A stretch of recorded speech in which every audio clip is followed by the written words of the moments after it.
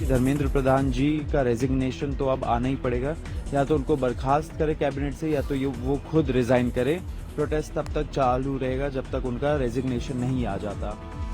धर्मेंद्र प्रधानांचा राजीनामा होईपर्यंत आंदोलन सुरूच राहणार, सीजेपी प्रवक्ता सौरव दास यांचा इशारा।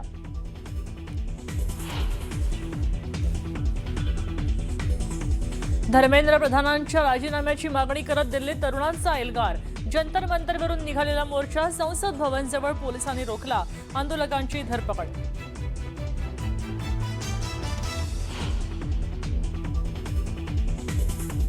आंदोलकांना पांगवण्यासाठी पोलिसांकडून बळाचा वापर, संसद भवनाबाहेर अश्रुधुराच्या नळकांड्या फोडल्या।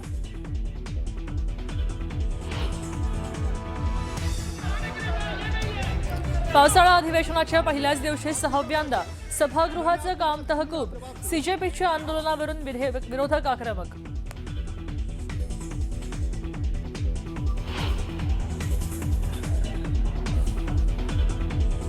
धर्मेंद्र प्रधानांच्या राजीनाम्यासाठी मुंबईसह पुण्यात आंदोलन, विद्यार्थ्यांची सरकारविरोधात घोषणाबाजी तर आंदोलकांची धरपकड।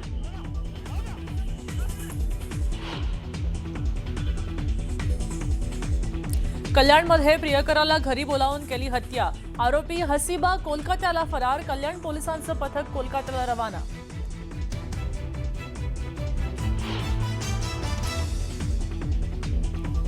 साईंच्या शिर्डीत भर दिवसा हत्या, फळ विक्रेत्यांमध्ये जागेच्या वादेवरून वाद, 2 आरोपींना अटक।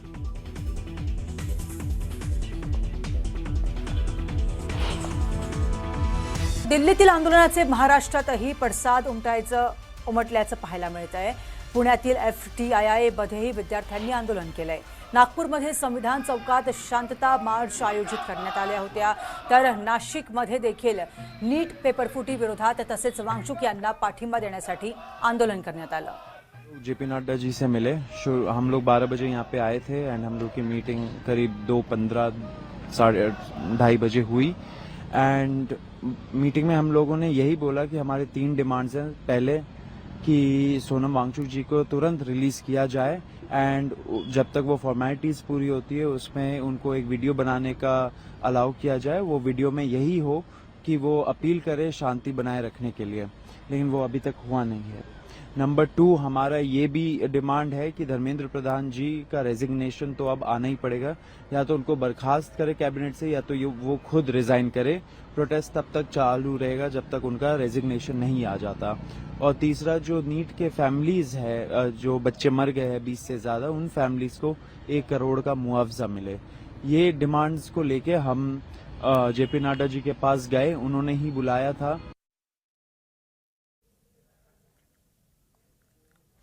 तर आपण बघतोय की प्रदर्शनकर्त्यांकडून काय पद्धतीने मागण्या करण्यात आलेल्या आहे JP नड्डांसमोर, त्याबद्दल सविस्तर माहिती देताना एक प्रदर्शनकारी आपल्याला सांगत होता की नेमकं काय मागण्या आमच्याकडून मागण्यात आल्या आहेत त्या।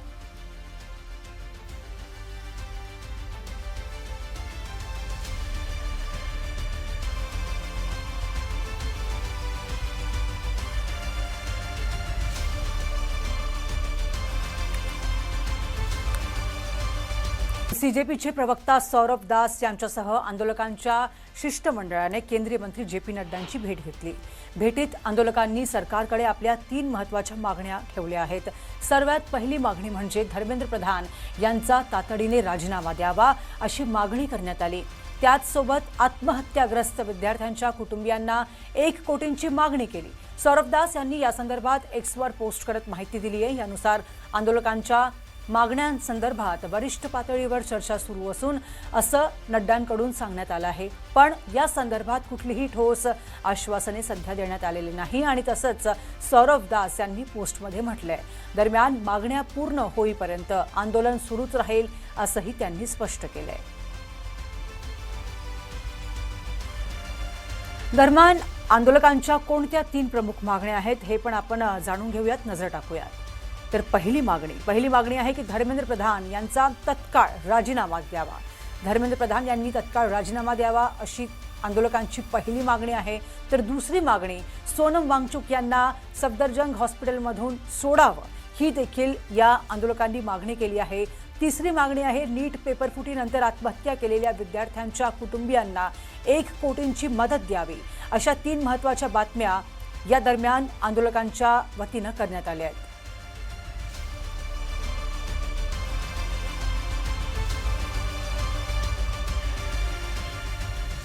तर प्रशांत आमचे सहयोगी आपल्या सोबत आहेत, त्यांच्याकडे थेट जाणार आहोत. प्रशांत, सध्या तुमची उपस्थिती कुठे आहे हे सुद्धा सांगा आणि नेमकं तिथे काय सुरू आहे.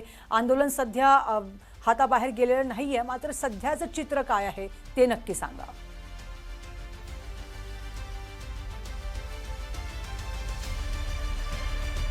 तर प्रशांत आमचे सहयोगी आमच्या सोबत आहेत. प्रशांत, सध्या आपली उपस्थिती कुठे आहे आणि सध्या तिथे काय चित्र बघायला मिळतंय?